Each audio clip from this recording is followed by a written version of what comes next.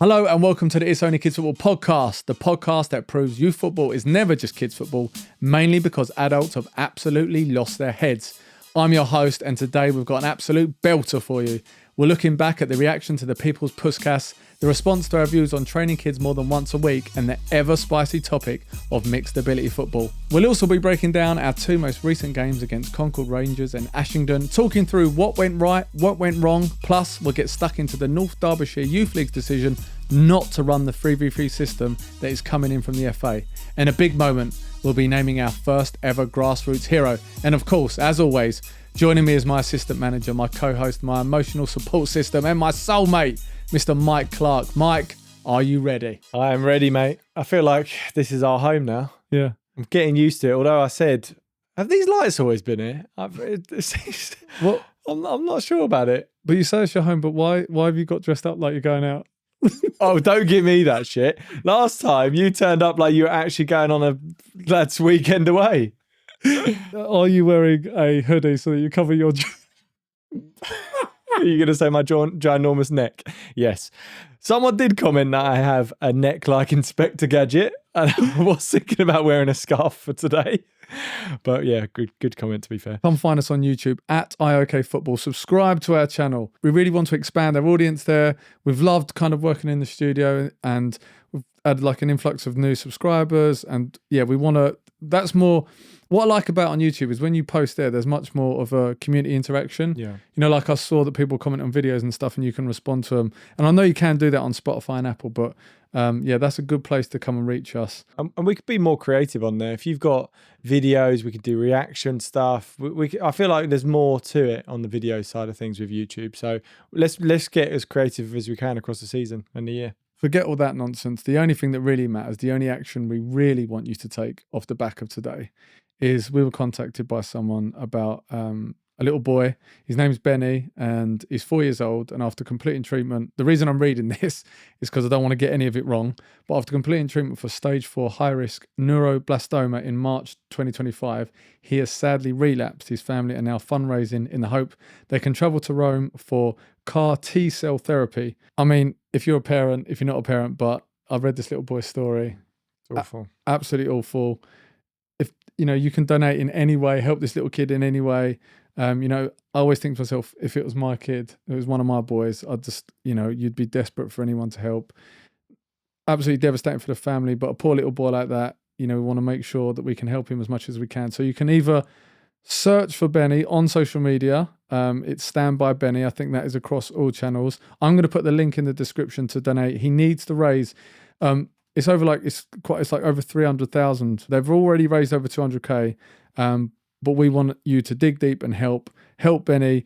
I'm going to be putting the link in the description on YouTube, Spotify, and Apple to donate to his cause or find him on social media, Stand By Benny. Please, please, please do what you can. Yeah, absolutely. Now, the People's Puskas. What is it called? The People's Puskas. Puskas.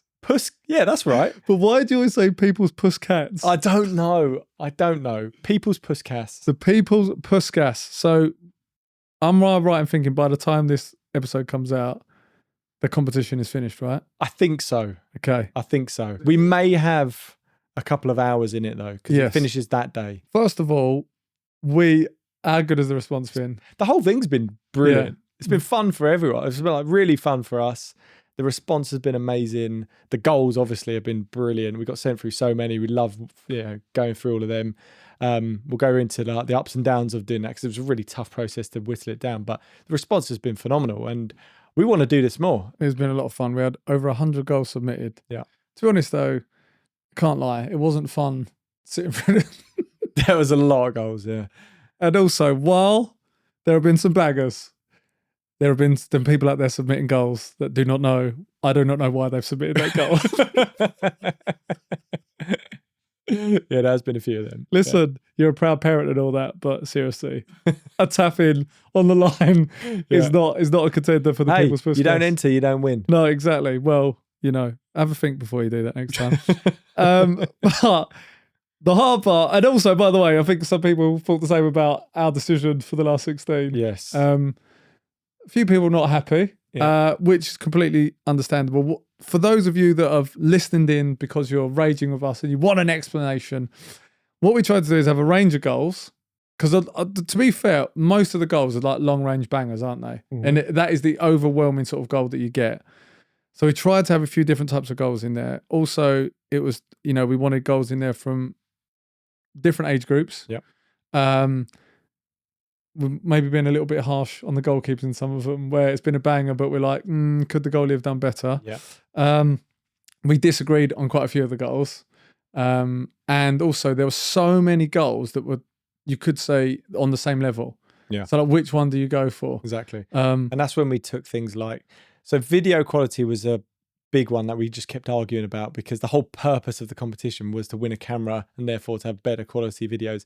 But when the quality was just so poor, you couldn't really see it. We had to take that into consideration.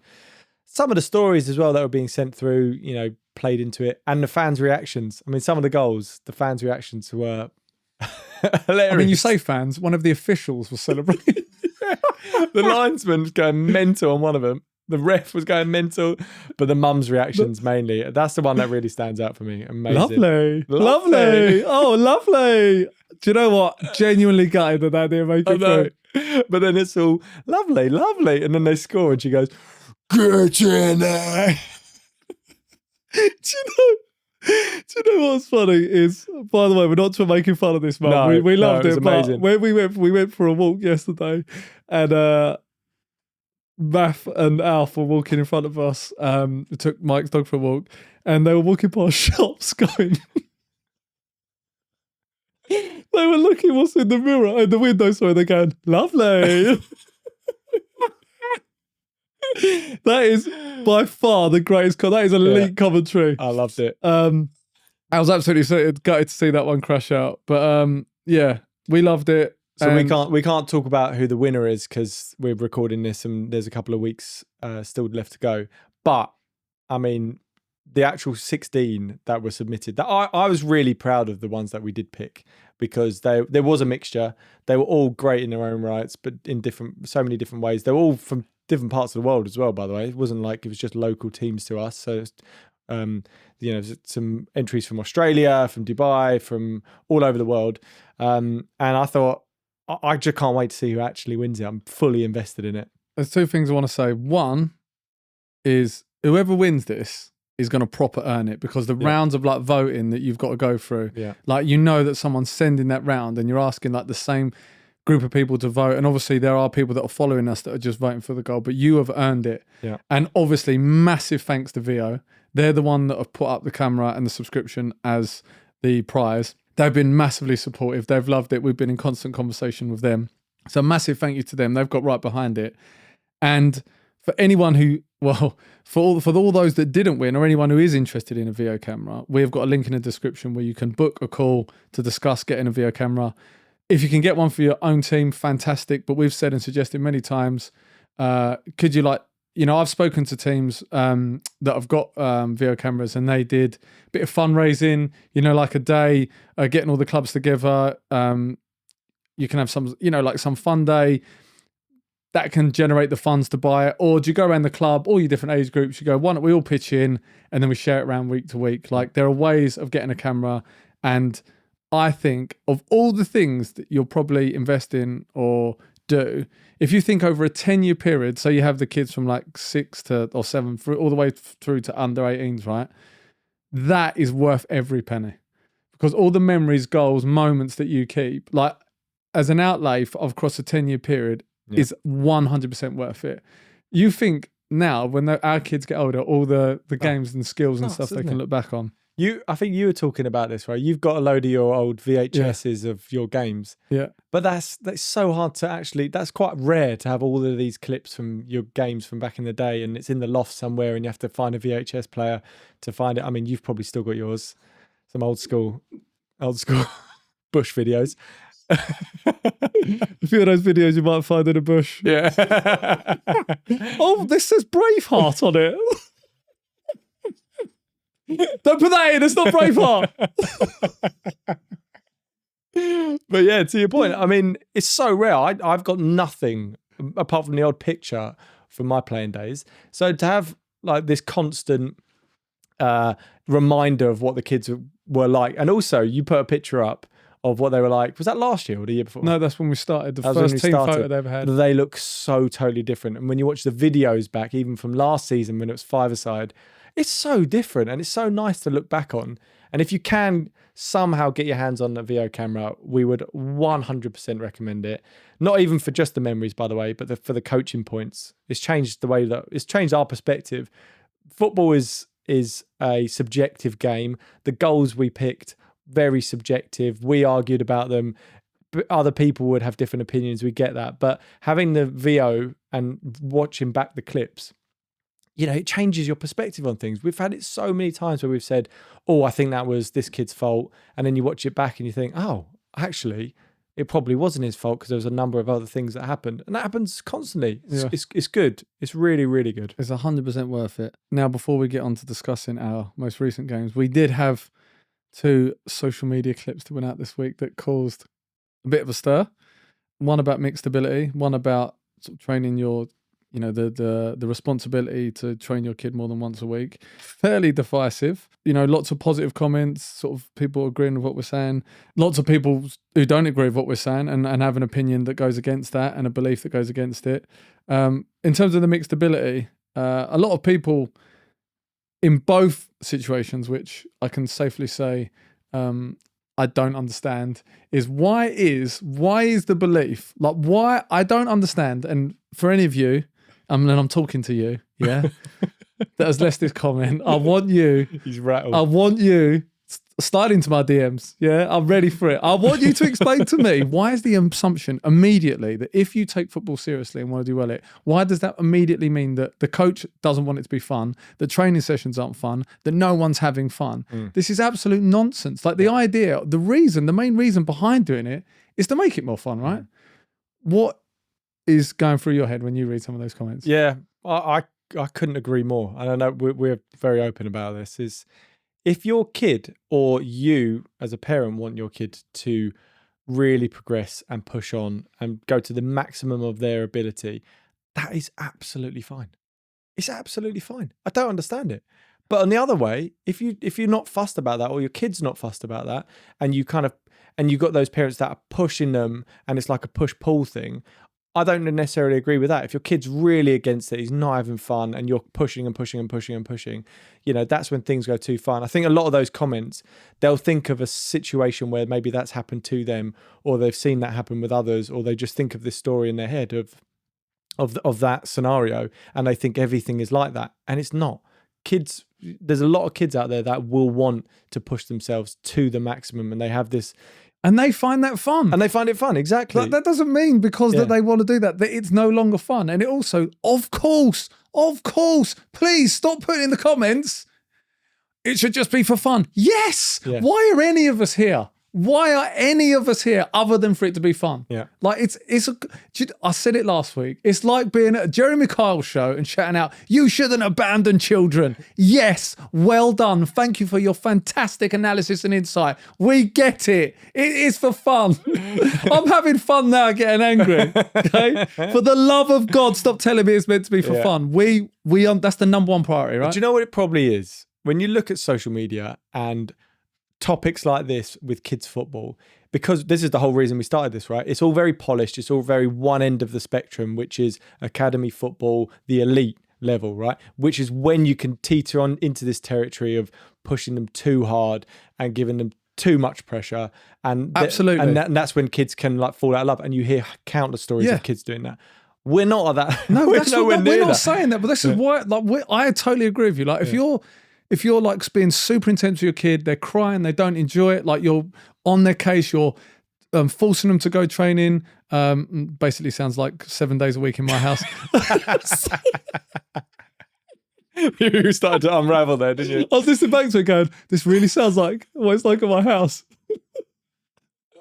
No, but if that's the case, we get it. Like if your kid is like struggling because you're taking it too intensely, but we assume that we understand the nuance and context of that. Like, my son doesn't do any of the training. He doesn't want to.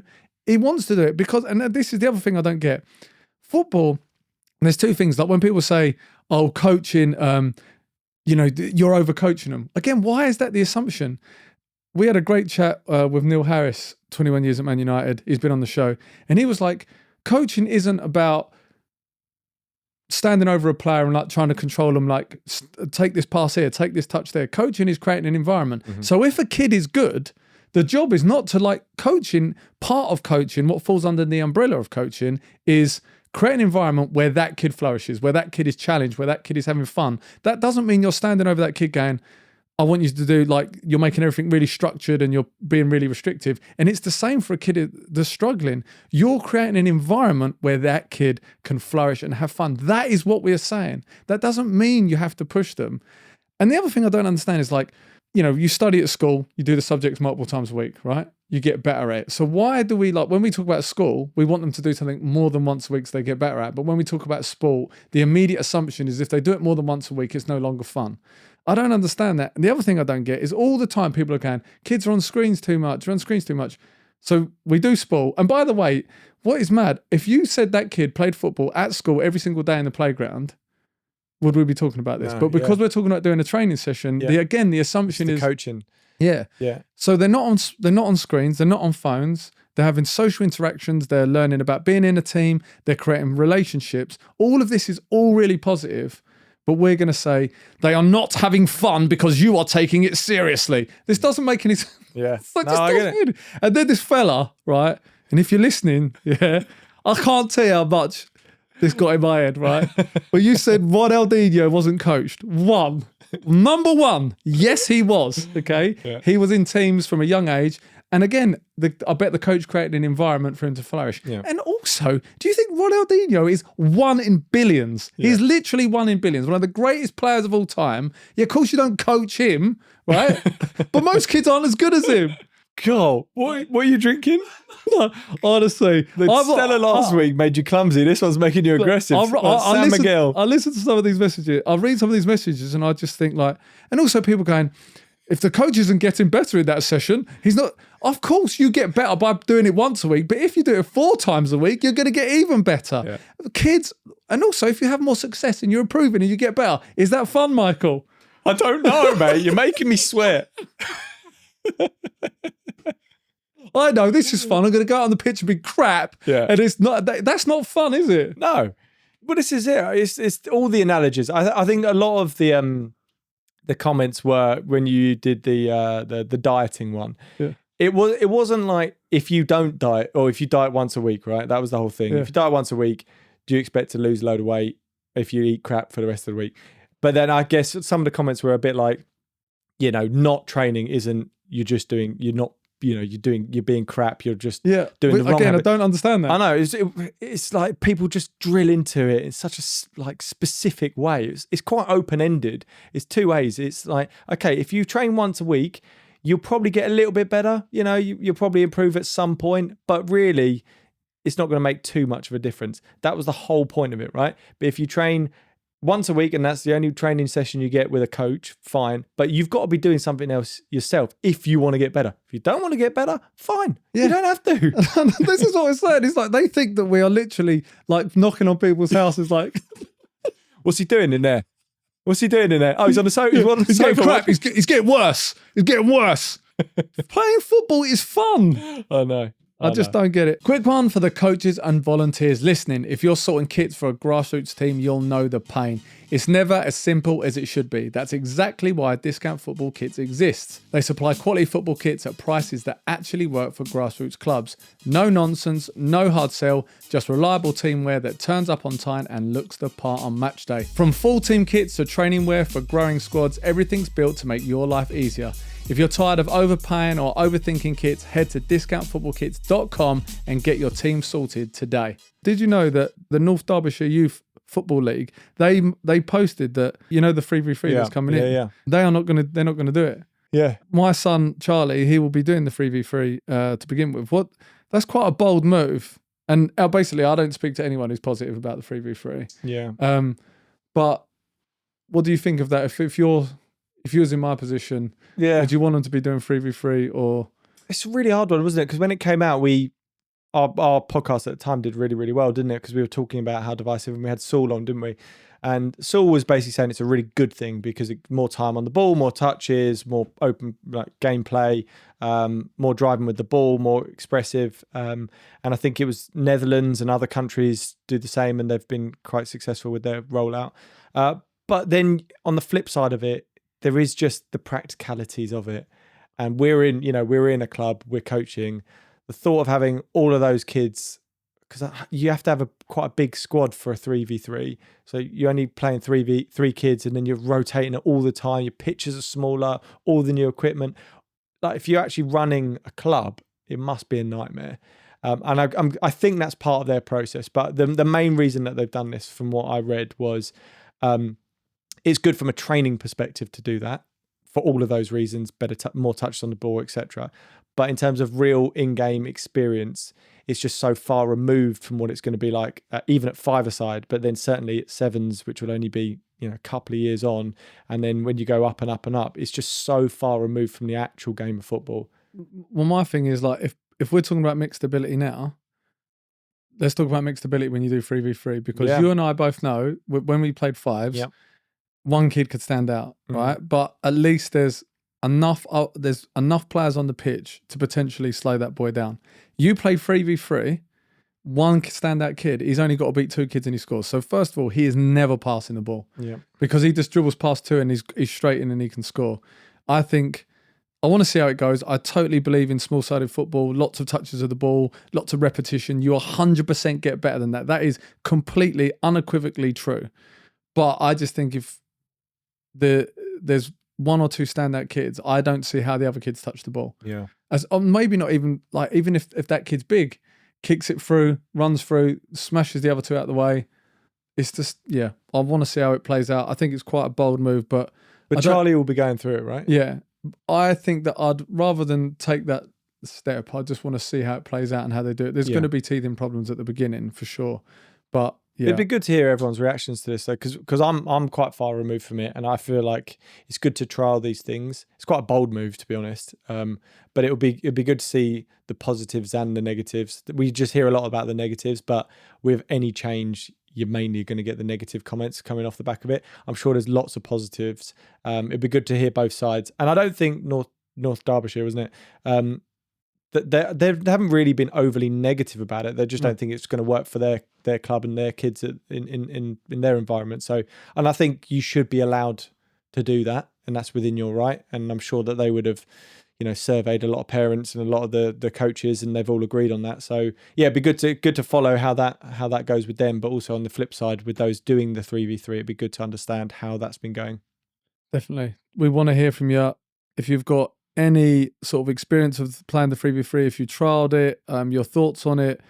Send us an email, itsonlykidsfootballpodcast@gmail.com. That's itsonlykidsfootballpodcast@gmail.com, or reach out to us on social @IOKFootball. And if you are watching on YouTube, if you're watching, you said YouTube there. That's a different website. I think I've got the blood going so much. That's what happened. But if you are watching on YouTube, please let us know what you're thinking. Talking about a chub on a kids' football podcast. Right.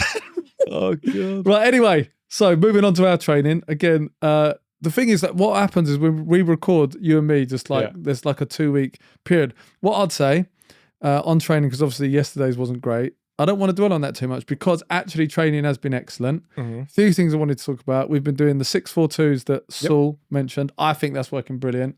They get and you just go 6-4-2. That could be like 6 Zidanes, 4 Iniestas, 2 Maradonas or whatever. You give them the turns and you just get them run through, and they're counting through them and they're using both feet. Love it. Fantastic. We've been doing the weak foot penalty challenges. That's been great. They've loved that. Massive positive. So go back and listen to that episode of Saul. Well, there's 3 episodes, but the most recent episode of Saul, we've used that. That's been great. We did what we said we were going to do, which was stick to the same session to hammer home messaging. I think that's been actually a pretty positive with the way the boys have been playing football. So we did just a reminder of the drills. If you go on the Football DNA app, we've been playing forwards through midfield by Gary Brown, and prevent through passes rondo with Harry Cosson. The themes of those training is all about weight of pass, movement, body shape, playing forward, etc.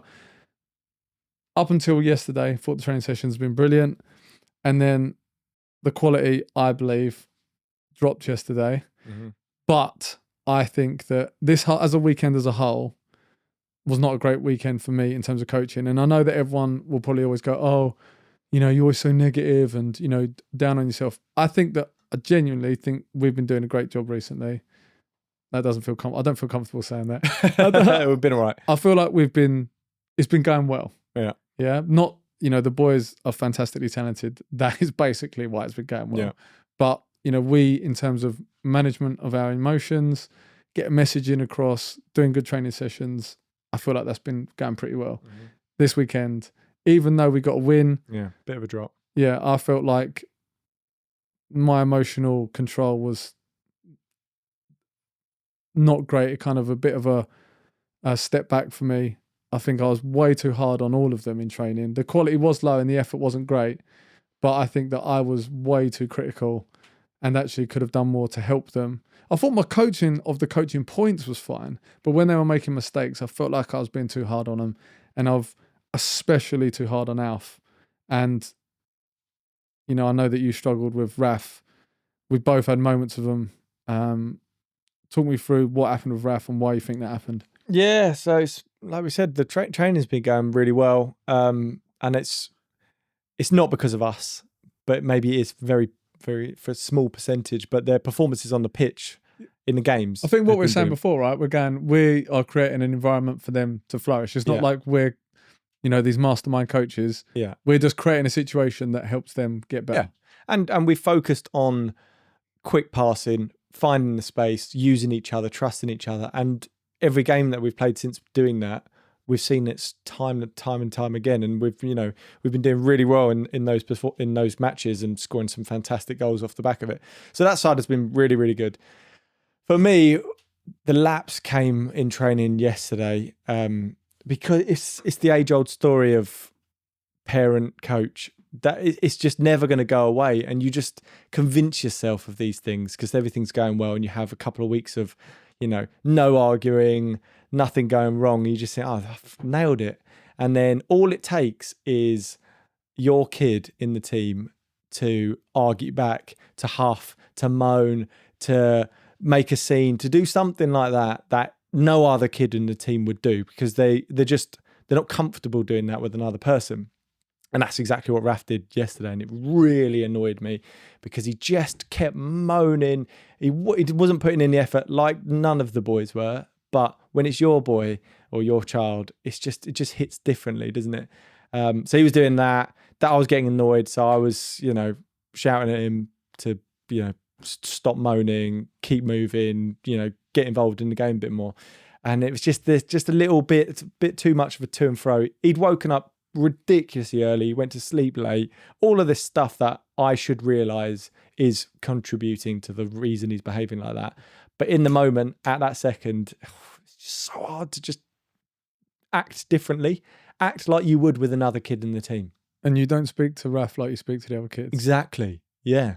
I was reading a lot into this, and because mainly from yesterday, I just went into this spiral. We were fine because the car ride home, I feel like I've properly nailed that. When you look back to what we were like a couple of years ago, it was awful. And that's like a lot of the dads and parents out there.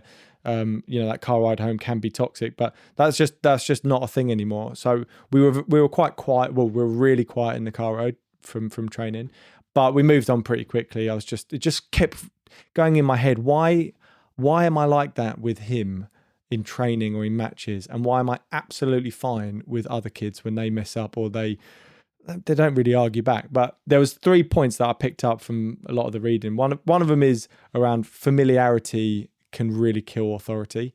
You're telling them all day long, pick up this, don't do that to you, don't beat up your sister, don't do this, don't do that, don't do this, to the point where it just goes into their mental bucket as just background noise a lot of the time. And then you go to a pitch and you're like, open your body up, pass here, or, whatever it might be, make this type of movement, stand side on. It just goes into this bucket of just noise.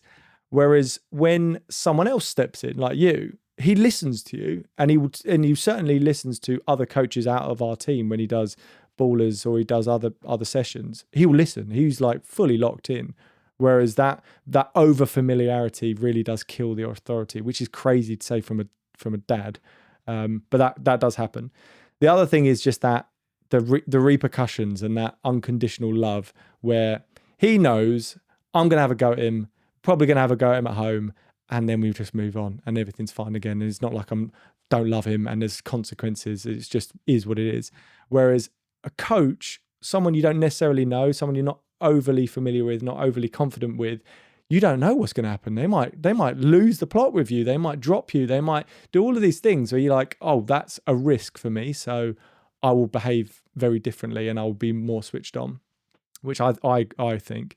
And the third point is one that we were just talking about there is you are emotionally charged, even unintentionally. You don't necessarily realize you are, but you do 100% talk to your kids very differently to the other boys or girls in your team. And they pick up on everything. So it's not even that you're just absolutely shouting at your child and you're calm with the others. It could be you huff more, you raise your eyebrows, you turn away. All of these almost like microaggressions that it's so difficult to mask in general for a team, but certainly for your child. They pick up on it and they can react negatively to it. So I'd say those are the 3 points. So I'm like, I just need to know this is going to happen. These are the reasons why, and then try and react a bit differently and try and work on ways in which I can make it better, essentially. Someone come prepared this week. The whole time you were thinking, he's actually made a note. He's added a few words. This is really good. I was like, this is amazing. It wasn't 5 minutes before we got here when he goes, "You've done any notes?" Mate, you know what? I absolutely loved all of that. And I think actually knowing that information, I love that idea that your voice is basically just noise to them because they hear you all the time. And jokes aside, listening to that, I do think that will hit with any parent listening because it might help you understand, or at least forgive yourself a little bit as to why you detonate and why they don't listen to you. Yeah. I saw this clip on Instagram. We're going to play it now with Martin Freeman. He was on the, I think it's called Learn to Fail. Elizabeth Day, she's a writer. She wrote a book. How to Fail. I've actually read that book. Of course I have. I actually don't believe that you can read. I've honestly, mate, you should see. You can't even read you're blind. What you read is these audio books. No, by the way, just another note for anyone who counts listening to an audio book as reading a book. That is a straight red from me. It does not count. Absolutely does not count. That's not reading. Okay. You don't read like I read. I read better than you. Someone went on ChatGPT. Anyway, we're going to play this clip now and then we'll discuss it. You've spoken very openly about how sometimes you have regretted the anger, but it's totally understandable when you're a parent and you're under an immense amount of pressure. Yeah, I knew I had that in me, but it's never been tested in the same way that it is when you become a parent. I think because for me, parenting was and is all of it. It's extreme love, it's extreme laughs, it's extreme affection, and it's extreme frustration and anger. For 30 years, I've been told I was a nice guy. I'm a nice guy. I'm a really good guy. And then you suddenly find out, maybe I'm not a really good guy because I've got all this other stuff happening as well. We've kind of convinced ourselves that somehow parenting is a postcard or something. It's just mad. It's mad. The idea that you don't say no to your kids, the idea that you don't shout at your kids, it was like, okay, good luck with that. Good luck. In fact, I don't wish you luck because that's mental. I don't wish you luck with that. It's doomed to fail and it should fail.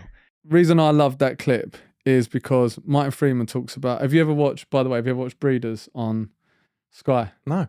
Watch it. Is he in it? I'll watch brilliant. anything he's It's absolutely brilliant. I recommend to anyone to go and watch Breeders.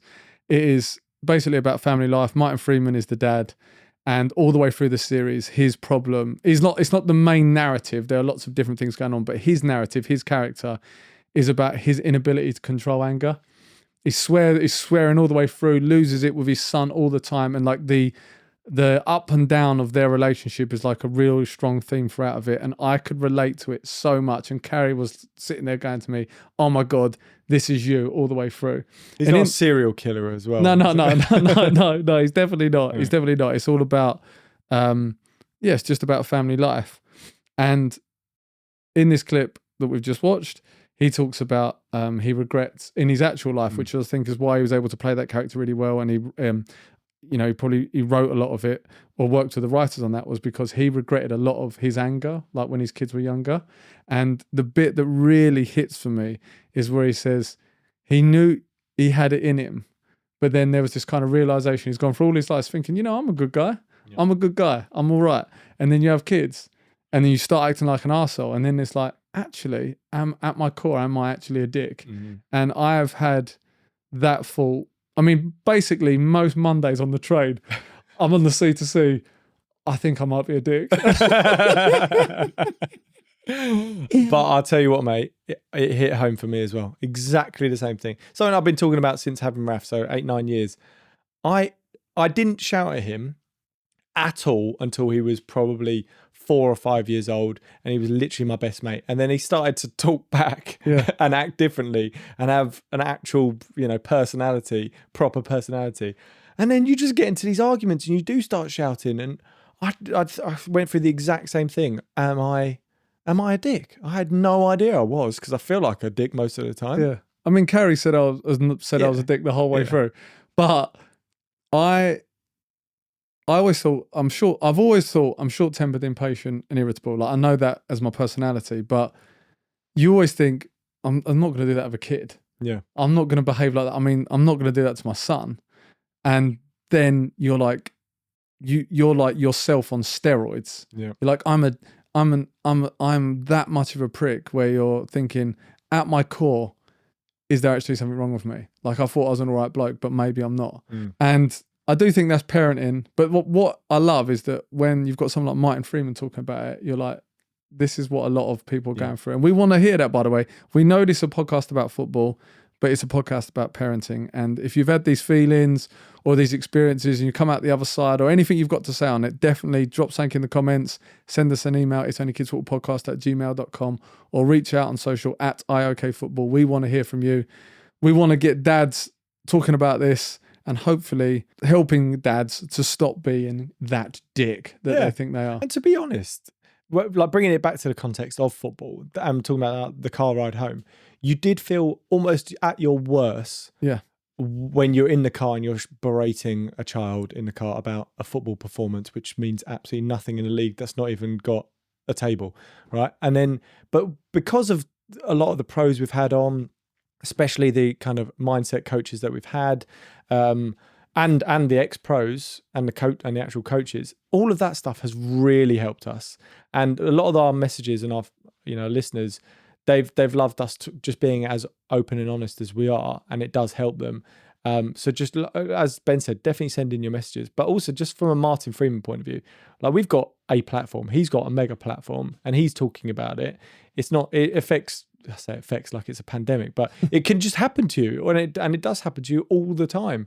I don't think you should necessarily beat yourself up about it, but at the same time, you can get better at dealing with these types of situations, just like we have with the car ride home. Absolutely. I just think it's about not being too hard on yourself, but as long as you're taking accountability and trying to get better. Now, some of the coaches that we've worked with, Matt Baxter, has Raf been continuing his work of? He has, yeah. We had a bit of a break over Christmas, but he's got his first ever session in. It will be this week, so next podcast we'll talk about that.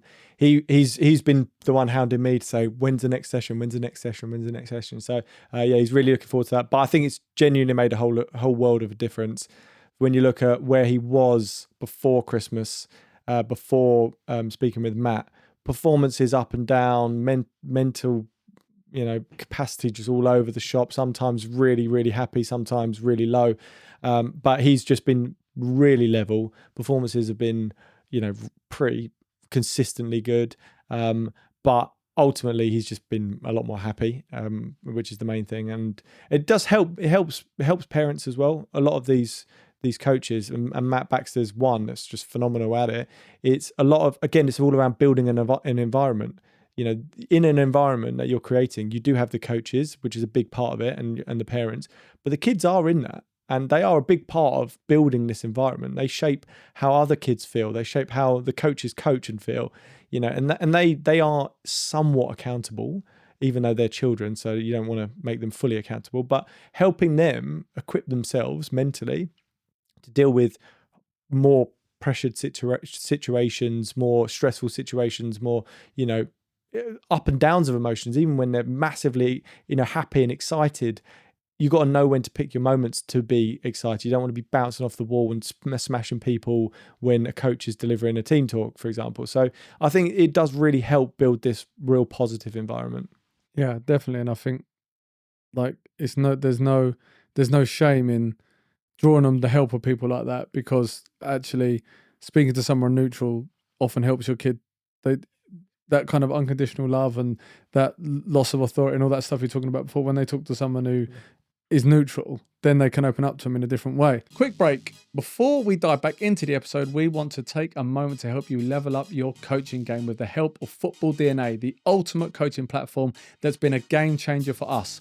What do we love about it? It's super easy to use, saves us loads of time, and best of all, it doesn't just show you how to set up a practice, it teaches you how to coach it properly. And that's the key. The sessions are put together by top level coaches. We're talking first team staff at clubs like Celtic, Crystal Palace and West Ham. Proper pedigree. You get videos, diagrams, full explanations, downloadable PDFs, and if you need it, a full 36-week training plan tailored to the age group you are coaching. Our lads have loved the sessions. It's made our lives easier, improved our coaching, and taught us loads. Now we genuinely look forward to training and developing our players. Check it out at footballdna.co.uk. That's footballdna.co.uk, or you can download the app. Just search Football DNA. Trust us now and you'll thank us later. Now, I know what everyone, certainly in our league, has been waiting for. It's us to talk about our most recent games. We're going to try and rattle through them and give you as much detail as we can. We played Concord at home a few weeks back. Typical slow start from us. Yeah. No, sorry, that's wrong. We were playing well, but we found ourselves 2-0 down. Yeah. Silly mistakes, a little bit of the goal that we concede all the time, which is when Alfie and Raf are on the pitch and there's a kid goal hanging and they don't mark. Yeah. And then there was a goal happened where the kind of stuff we've been teaching, which I watched it back, which is about the detail of body shape, opening your body up, playing the right pass and seeing the pitch. We get a bit confused at the back, and I think it's Albie and Harry get into a bit of a muddle, and then it's 2-0. And I don't really remember the first goal. Was the first goal where Raf kicks it against? No, that was the Greens, wasn't it? I don't remember the first goal. Our first goal? No, Concord. Yeah, it was exactly what you said. It was just kid being left on his own, but I think there was a couple of ricochets, and then he was just left. Oh yeah, he went past Harry and bit of a tap in. Just one of those. It was a little bit unfortunate. Some kids out of position, but then kind of them just bundling through. Fair play. But Albie was involved in one of those goals, and what I loved is his recovery was excellent. Yeah. He got over that and played brilliantly. Anyway, we're 2-0 down, but we are playing well and do not deserve to be in that position. Then we make it 2-1. I just want to shout out Alf in this goal. He connects the play with Raf, gets the ball from Logan in midfield, goes back to Raf, gets it back off Raf. Great footwork. Then like a pass off his left foot. He doesn't play the first pass. He waits. He stays on the ball for the right pass. Gives it to Fred. Fred gives it to Ollie. Ollie rips his man. Hits the post. Comes back, and then he gets the rebound. But a lovely finish. Beats the defender again. Scores 2-1. That is just before half time. Yeah, and that is the important goal. Yeah. And we deserve that. We're playing well. And I think at half time, I was really positive. No big, like, we need to do this, we need to do that. It was more just like defensive reminders, like stop ball watching, commit to tackles. And what was funny is like, this was, I'm probably sure that Freddie has literally no recollection of this. But Fred was like to me at half time, it's 2-1, we're playing really well. He's playing great. And he goes to me, Ben, am I going to be off at the end? And I was like, yes. I was like, yeah, sorry, Fred, like everyone has to have their time off. So then he took it upon himself for 12 and a half minutes to put on an absolute masterclass. Yeah. I think in that 12 and a half minutes, he got a hat trick and 2 assists. Wow. Is that what it was? Yeah, It's phenomenal. we're going to rattle through these and then we'll get on to individual performances. But 2-2 of Freddie, bit of magic, lays it on to Logan, makes a good decision. 2-2. 3-2 and 4-2. I think there's nice build-up play, and then I think their goalkeeper makes a save, or Dexter launches the ball in, it drops to Fred. Defender. Yeah, Yeah, and then came back. Fred, unbelievable finish. The 4th goal, Chateau Neuf de Pape. Monge too, Rodney, Monge too. Freddie Lairboard, on the counter, they have a corner or a free kick. Harry clears the ball. Freddie nicks it round the defender, keepers off his line. Dinks him. Chateau Neuf de Pape, as you said, absolutely like ridiculous for a kid of his age. 4-2.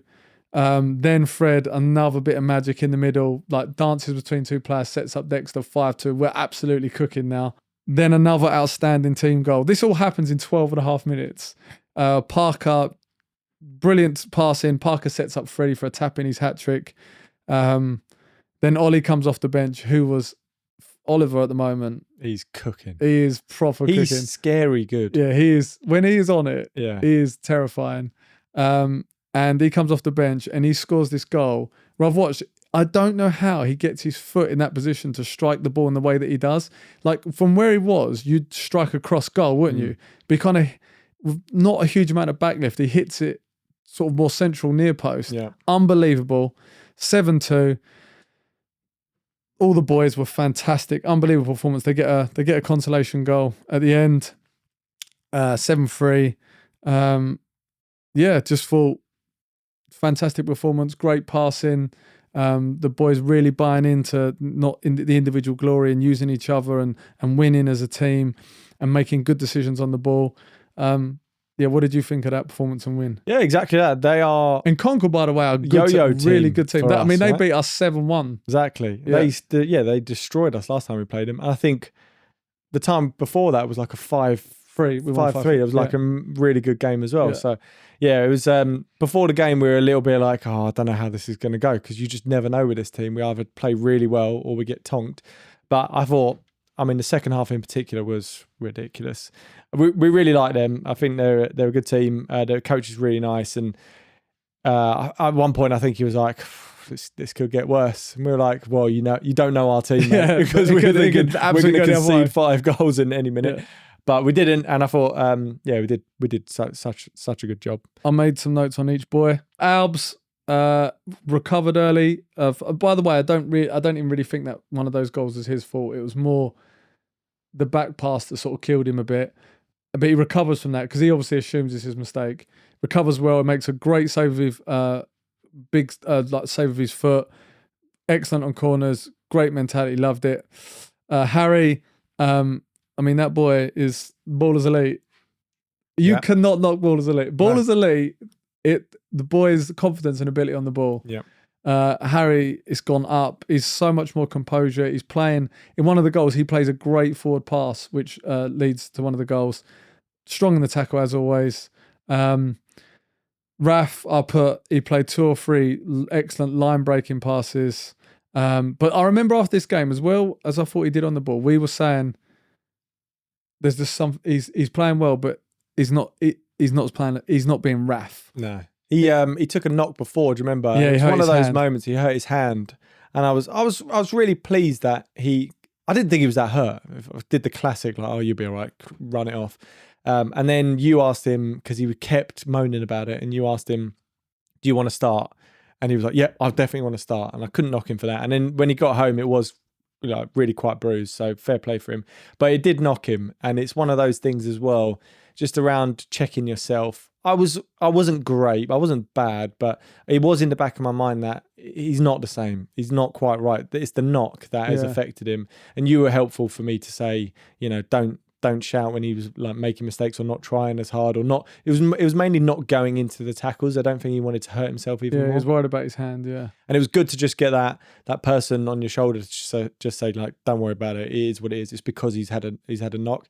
And these little knocks. This was his finger right? He had a bruised finger, but it can really affect. But it was proper swollen because you It sent me was, yeah. pictures. It was like bruised, really swollen, but it affects them in so many different ways. Like if you're an adult and you've got a bruised finger, it's not going to affect the way you slide into a tackle. But with kids, it can do. Loads of little things, little knocks can affect the way that they play.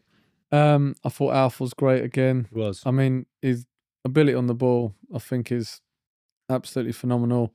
I think he's responding well to having an arsehole on the sideline shouting at him. He's getting better at that. I just think he's been really well. His physicality is improving. I've found it weird, and I was thinking about when I was listening to the last time we were in the studio, and I was being like really positive about him. I was a bit uncomfortable with it. It's like weird because I think my nature is to be more comfortable with like being self-deprecating and critical. And then whenever I step into that realm of being positive and like praising for myself or him, it just feels like, don't get carried away with yourself. And I can't help it. But I feel like I need to learn to be, if he deserves the recognition and praise, I should give it to him. And I think he's done that. I thought Dexter's one of his best games in a long time. Great work rate. Back to that calmness in possession, and he scored a nice goal. Logan getting lots better at 1v1. Mm-hmm. He's kind of his footwork again at ballers. Yeah. He's getting better 1v1. Again, got a deserved goal, and his decision making on the ball. Parker regaining his sharpness after illness, but he played his part in the goals. He was close to scoring a few himself. His decision making has got so much better. Building like a real connection with Fred. Yeah, they're linking up so well. Absolutely. And Ollie just, could have been mad if it wasn't for Fred. Yeah, it would have been man of the match. Yeah, absolutely. His work rate is so incredible for a boy that age. Up and down the pitch. I mean, his defensive work gets overlooked.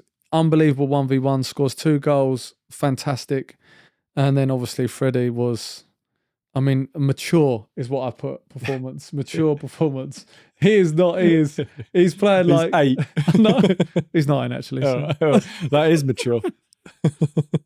At least I think he's 9. I'm not actually sure, to be honest with you. But first of all, I think sport director Lambourne has been juicing him. I don't know if he'd pass a piss test right now because he's grown a foot. Yeah, he's looking hench. Yeah. And he's just playing like a playmaker. He's not playing for himself. He's playing as he's leading the team. Like a technical leader rather than someone who sort of shouts and stuff. So he was unbelievable. Brilliant performance. Great win. Really happy. Ashingdon today. Actually, just before you go in there was one thing that's just popped into my head just before the match, because it's quite a funny story, was talking about ref. Talking about your noise as a parent just going into this mental bucket of nothingness. I said just before the game, I was thinking, right, instead of me dictating the points that I want him to work on in the game, I just said, just tell me what's going on in your head about the game, where you're at with it, what are you thinking? And he went, have we discovered all of the fish in the ocean? Oh, God's sake. All right, just go out there and play. I wish I could have been there for that. It's incredible. Ashingdon today. His head was certainly more in the game this week. But obviously turned up, saw grass, saw mud, and thought, we are fucked. First half, slow. Yeah. Slow start. Especially the first, 5-10 minutes. Yeah, we were, again, the distances between the players was all wrong. They're too far apart. And then they're calling for the ball in unrealistic positions where they're never going to receive it. They're too far away. We kept saying before the match, if your teammate can hear you and he can see you, then you can receive the ball. But if he can't do any of those things, how is he meant to get the ball to you? Yeah. That didn't go in. But Ashingdon have come up. Massive improvements from them. 7-a-side definitely suits them. They've battled well. They've got, especially the manager's son, like 2 or 3 really good players. And when they get 1v1 in open space, they're pretty dangerous. But it's a scrappy game. Quality's not great. Our boys, want to play their football and get on the ball. And that pitch was just not the pitch for it. No. We take the lead 1-0. Great breakaway. Ollie rounds the keeper and sets up Parker up. Yeah, Was he that one there? slides it across the Parker, yeah. The thing with Ollie goal. is I thought he knocked it too far, but because he is literally the fastest human being on planet Earth, he somehow gets to it, lays it across Parker, 1-0. And then Freddie, I think he dispossesses their defender, scores 2-0. But I didn't think we were playing well. At half time, I just said, we've got to get close to each other. We've got to pass, play the simple ball, and we need to be stronger in the challenge. I did think the game was, like, as much as we always say, oh, it's our team, we can let these games slip away. I didn't think that was going to happen. I really didn't. I thought we were going to dominate the second half and this will be fine. Yeah, that isn't what happened. Though. That is not what happened. In fairness to us, before we get into what happened, like how tense it got, we hit the post twice. Parker hit the post twice. Their goalkeeper's had an absolute worldie. Yes. He's made some brilliant saves. We created a lot of chances, but we concede the famous Lee Rambler's goal to concede, which is where Harry and Raf, as soon as we took off Harry, we now lose the actual one person that wants to defend. Well, to be fair to Raf, I think he was excellent defensively today, but that kind of staying back more and staying in position, the kids opening space, 2-1. And this is where I think I, as a coach, was poor this weekend, was in those situations, getting worked up is the opposite of what you need to do. And because it was tense, I was getting worked up. I was shouting way too much. I wasn't really giving good instruction. I should have calmed it down and give them instruction and actually told them how to fix the problem rather than getting annoyed because I didn't think they were putting in hard enough tackles. But Ollie again flies away, counter attack, brilliant. Great goal. 3-1. What happened on the? So they pull another goal back. I don't really. What happened? Yeah, that one was. Oh, it was just we just weren't. For some reason, we had a spell near the end, the last maybe 10 minutes, where we just wouldn't put a tackle in, and it was a kick in, went past Logan, went past Raf, went past Alfie, and then I think Dexter or someone kind of got in the way of Albie, and it just kind of went through the legs of both of them and just went in. Those types of goals happen, but it was very frustrating to watch. That's when I kind of lost it as well. And I echo your points. The role of a coach there, or a good coach, would be when things are getting tough, you're the calmness, and we weren't. That was that, but that comes with experience, and we always ask that question, or we tell stories about this type of exact situation with actual proper coaches. That have had years of experience, and they always say the same thing: you've got to be level throughout. It's so bloody hard to do it. I think the problem is the thing that they're not doing, which is putting their foot in. Yeah. That means you interpret as that as you're not up for it. So you're trying to get them fired up. Yeah. But actually, so they're there's an emotional response to seeing something that you think, well, just try harder and get stuck in and we'll be fine. They're not doing that. That makes you react emotively when actually what you need to do, lads, calm down, right? Sort out their positioning, giving them instruction. That's not what we were doing. I certainly wasn't doing it, and so I don't think I did a great job. Let's not forget though, right? I know you've got some actual coaching experience. I don't, right? But the reason that this happens with a lot of the volunteer coaches is you've had your whole life shouting at a screen or going to games and shouting on stadiums around. If that type of goal happened with a professional team, you'd go absolutely mental on the stands, right? Yeah. But then that's just drilled into your psyche. This is why parents and coaches and people on the sidelines lose it, even with kids football, because it's just any kind of mistake in football, you go mental if it's your team. But when it's kids, it just seems to just also happen. And I don't know why it does, but I feel like it's just years of muscle memory build up of this weird person that comes out of you. But as a coach, you do need to be better. And we have been better, but it's going to come with experience and we're going to slip up a lot. Exactly. So, like I say, we feel like we've had a much better control and been doing much better recently. But I think this weekend across training and the match, we need to kind of say to ourselves, we need to do training better. Probably didn't help. No. With the match. Yeah, definitely. We're kind of in that headspace. Yeah. But quick individual sort of review of performances. Albie, man of the match, made some great saves, dominated his box. Even on the first goal they scored, he was very unlucky because he made the saves and then the kid scores the rebound. That parents voted for Albie man of the match. Really good from him. Harry, I thought defensively, when he went off, it fell apart basically. And his improvements on the ball are crazy. Yeah, so really pleased with him. Raf, he was my man of the match. I thought he made 3 or 4 tackles that if he doesn't make them, we're in trouble. I thought some of his passing was exceptional. I thought Raf was excellent. Yeah, I did as well. I said to him before, can we get you a man of the match type performance? Because you've been really good, but can we just like go on to that next level? And I really genuinely think he did today. I thought he was absolutely excellent. Couldn't fault him at all. I thought Dexter's first half was excellent. Very physical, winning the ball back for us, getting on the ball. And second half moved him back in defence just to kind of help see us through.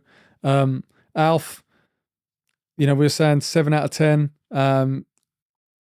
Made some great defensive tackles. Did some lovely stuff on the ball. But again, a few things from Alf that we were talking about is he just needs to simplify it sometimes. Yeah. Like his footwork and skills are great, but sometimes actually could you just do it more simple? And we've sort of looked at him when he tackles, he tries to nick the ball. Even when he's like the last man at the back, he tries to nick the ball so he can stay in possession. Yeah. But the problem is the other kid is just going to win the ball. They're not worried about, am I going to get on the ball after?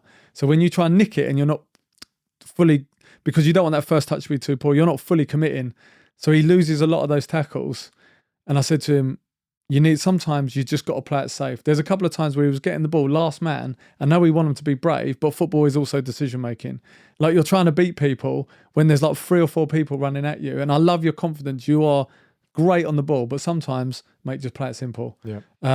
And he, just to quickly go over that, he at half time was kind of, we were worried about him. Yeah. And by the way, first time ever, I can safely say, it wasn't anything to do with me. No, not at all. I did not shout him. I wasn't being negative with him. He was unhappy with how he played. And then at full time, he was very unhappy. That is what made me annoyed with him, was more that like he was sort of moping around and we just won and, he should be happy for his teammates and happy for the team. But he's all sort of, and I get it. You react like that as a human. I didn't react great to that, but we've had a chat after and it's all fine. And we've moved on from that. But yeah, what I did say to him is that I'm glad that at least you didn't crumble in the game. Yeah. And he said something as well. I think you said something like, "Oh no, no, Alf, don't do this again." Like when he was having a bit of a wobble and he went, okay. Yeah. He was like trying to psych himself back up.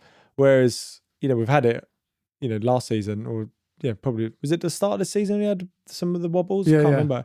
Yeah. It feels like such a long time ago now. But that's when he could start. He just didn't have the capabilities to just pick himself back up. And again, something that Matt Baxter's helped him with over that time, right? I said to him in the game, what was you saying to yourself? He's like, come on, this is it now. Come on. He was talking to himself. Yeah, I love that. And I thought he was solid. He was solid. Absolutely solid. And I just think at the moment, his form has been fantastic. Yep. He's playing really well. And I told him that. Ollie, brilliant. Contender for man of the match for me. Goals, assists, work rate, constant threat.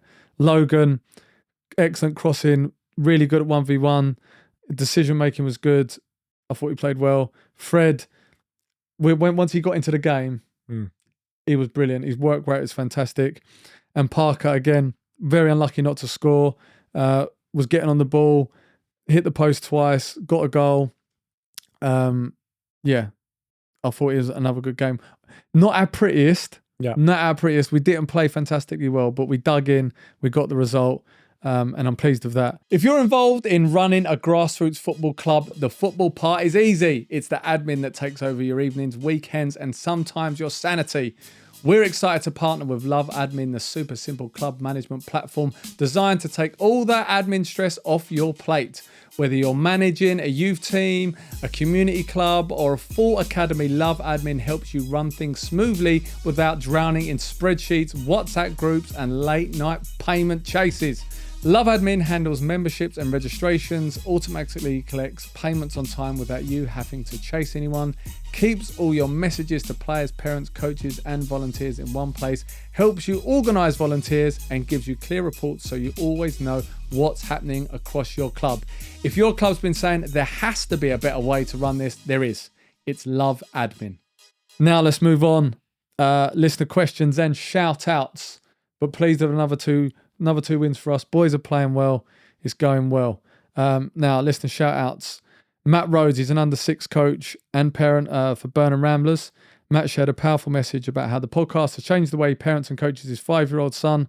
After a moment where he was being overcritical, he credits the pod for helping him reset and protect their relationship and his son's love for football.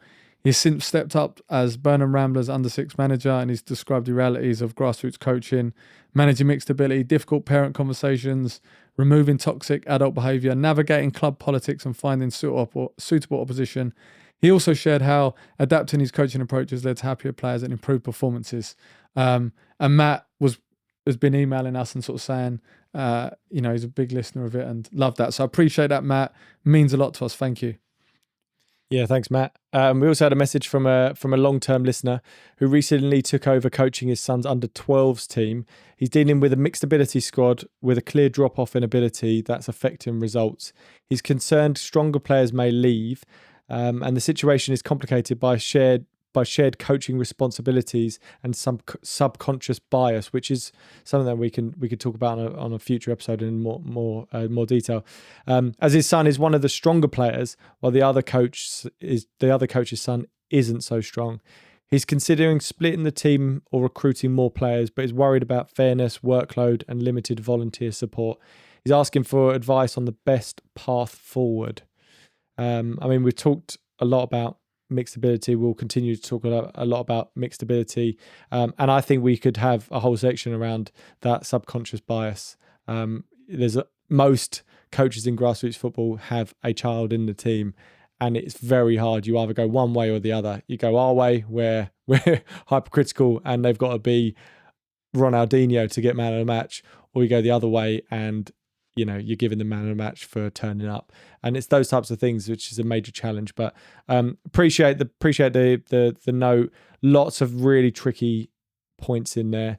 Hopefully parts of this episode have helped, but we'll definitely continue to answer these types of questions in tricky situations. And fundamentally, our advice always is, as hard as they are, is just to have a conversation with people. It's got to be, yeah. A listener offered support on the mixed ability debate, sharing common outcomes they've seen. Stronger players becoming frustrated and leaving, weaker players losing confidence, and rare cases where mixed ability works due to player temperament. Their key message was that every team is different, honesty with parents is crucial, and the priority should always be keeping kids happy and playing football somewhere, while acknowledging how tough these decisions are for grassroots coaches. We had a message from Ben Miller, who got in touch to say he loved the recent episode about parents taking responsibility for their child's development rather than automatically blaming the coach.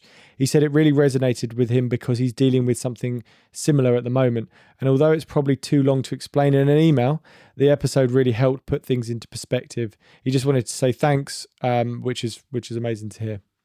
We also heard from a coach called Harrison, who's an under-10s coach. He took over a new team midway through under-7s in the lowest league and has now worked them way up to the second highest league with the same group of players, seeing big improvements in around 90% of them. However, he's got one player who seems completely disengaged. The ability gap is big, but more concern is the lack of effort, desire and involvement with the team, which affects games.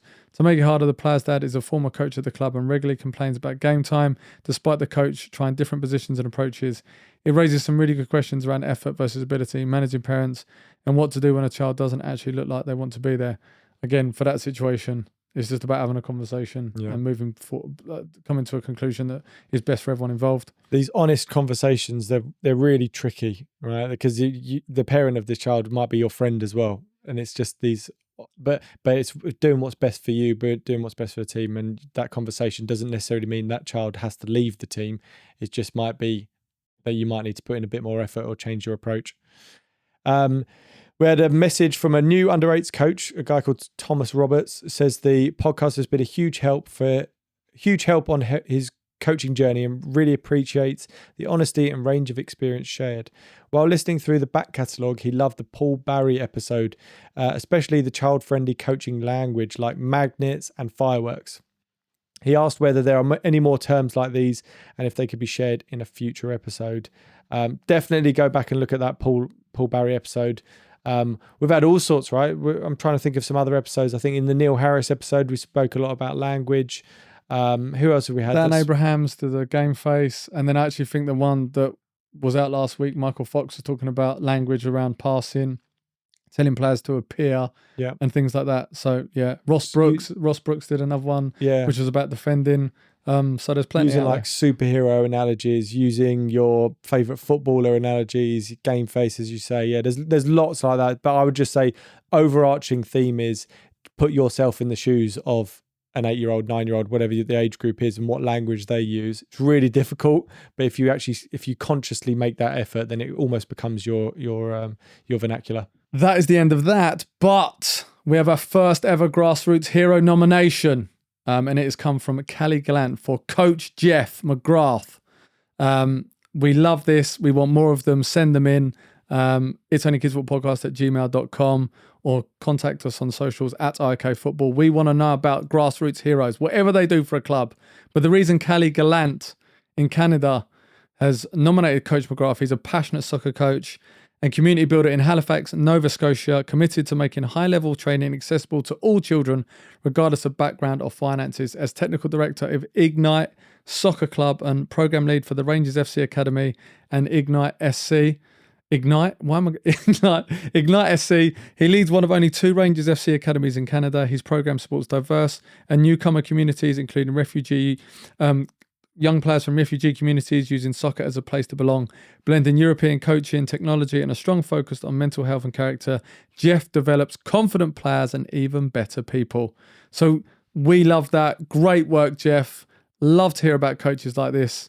We want to hear more about them, don't we, Mike?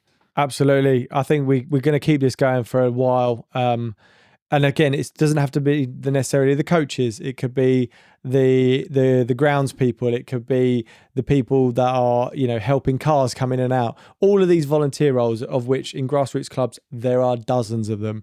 And they all do it. A lot of them completely volunteers, not getting paid for it, but do it every week in, week out, or multiple times a week. And they've probably been doing it for years. We want to give them a shout out. Keep sending them in. We want more, but we'll hopefully be able to give back to some of these people as well as the season goes on. Don't think we've forgotten you, Marky Holmes. Yeah. Don't think we've forgotten you, my son.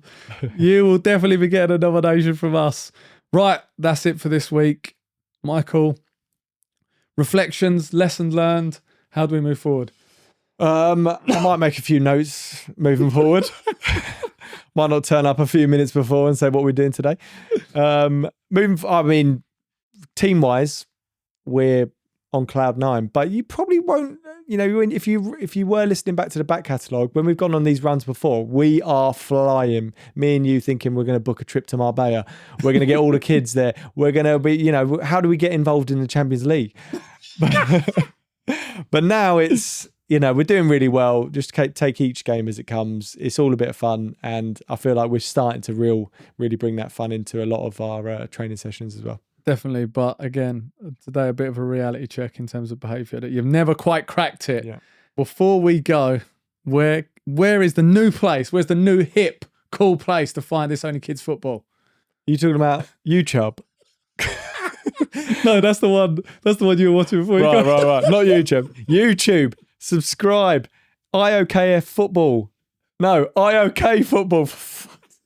Why have you come to me with this? I'm terrible with this. Subscribe on YouTube. IOKF.